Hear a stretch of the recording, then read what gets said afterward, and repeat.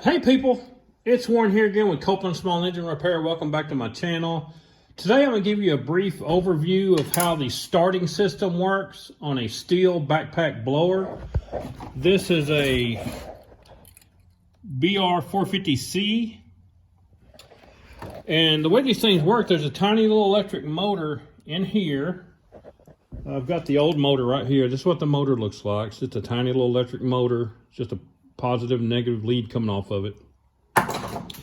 But the way this thing works is if you take the pad on the front of it loose and pull it up here and zip tie it out of the way, you can see the battery pack is down here at the bottom. And this battery pack, these things are kind of weird. I'm going to tell you how to test this thing. First of all, let me get something to point with, something tiny. And this is the battery pack.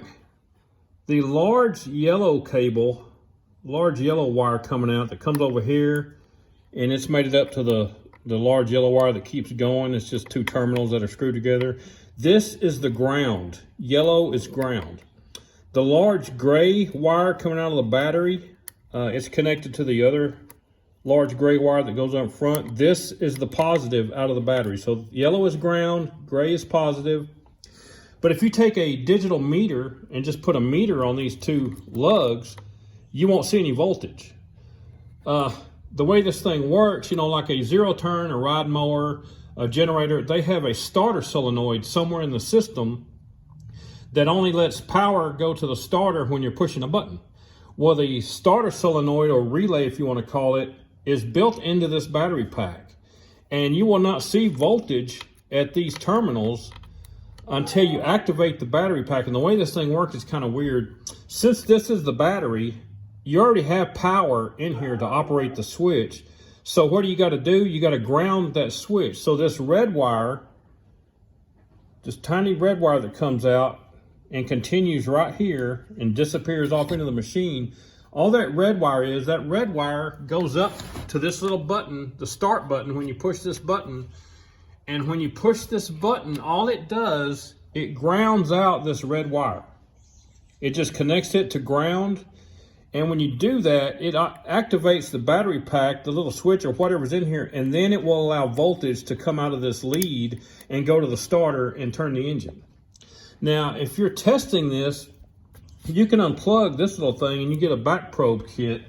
Back probe kit's just real tiny, like little needle-like probes you can plug into your meter. And you can actually connect, you can put your leads, the black lead from your meter on the yellow ground, the red lead from your meter on the gray positive, but you won't see voltage unless you do one thing. You can either push the button up there and make it operate, or if you want to just test the battery, so you got a battery on the workbench, you can unplug this and just connect this red wire, this tiny red wire, to ground. You can connect this tiny red wire to the ground terminal right here, and you will see the battery voltage. Now, when that battery voltage shows up, it's only going to be there for 2 or 3 seconds, and then you're going to see it go away. Because the way this thing works, when you're trying to crank it, if you're holding this button down, it will send voltage out, it will turn the engine and try to crank it, but then it will stop. And if you wait a couple of seconds, it will do it again. And it's just got a little relay switch in here that only activates for 2 or 3 seconds when you're holding the button down. Then it stops and takes power away. Then it gives power back. That way it doesn't just sit there and grind on it and burn everything up. It gives you voltage in like shots. But that's the way to test this thing. The large gray wire is positive, the yellow wire is negative, and to activate the battery pack, you have to ground out the red wire to the ground right here, and you will see voltage. You can unplug this plug right here to test this switch and put your meter on continuity, and you want to put one lead on the yellow terminals right here and one lead on the red wire. And when you push the start button, you should have continuity showing up. It should make your meter beep to show you have continuity between ground and this red wire. If you do have continuity, that means the wiring all the way to the switch and back and the switch are working. If you don't have continuity, you've got a disconnect somewhere that you've got to find.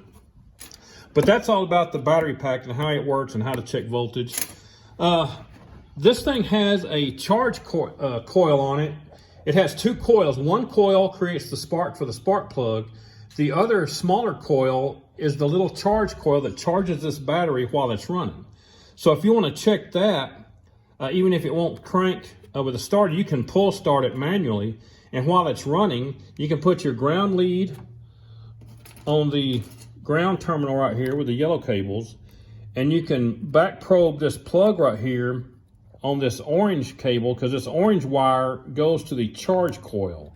So while it's running, you can use your meter to put ground right here, and the positive lead, you need to back probe it to touch this orange wire, and you'll see the voltage that the charge coil is putting out. If it's not putting out voltage, then you got a problem with your charge coil or the circuit coming from that. You can check your wiring.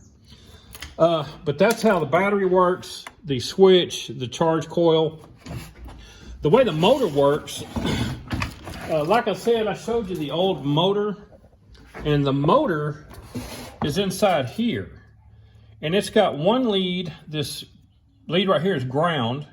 It goes down and it goes over the hole that this lower bolt goes through. So when you bolt this onto the machine, it sandwiches this between this and the block, and that's how it's grounded. The power wire, the positive cable from the motor, it goes all the way over here, and it is sandwiched on this bolt right here. There's another wire that goes from that to the battery.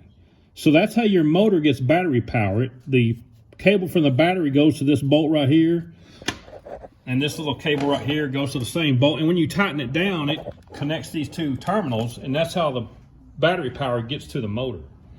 The motor's pretty simple to get out. You just got to take this off and take a few things out, and it just sits down in a little pocket. You just take it out. But that's my overview of the starting system and the charging system on these little backpack blowers. They can drive you nuts if you don't know how all this works. Just remember that the battery, it's a 7.4 volt battery.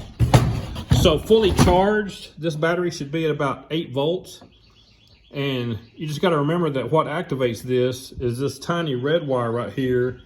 When you push the start button, all it does is ground out that red wire, and that sends voltage out of the battery. And just remember that it only sends voltage out for a couple of seconds, and then that voltage will disappear. But if you keep holding the start button down, that voltage will keep coming back, so it will keep trying to start the engine. But that's all I got for you right now.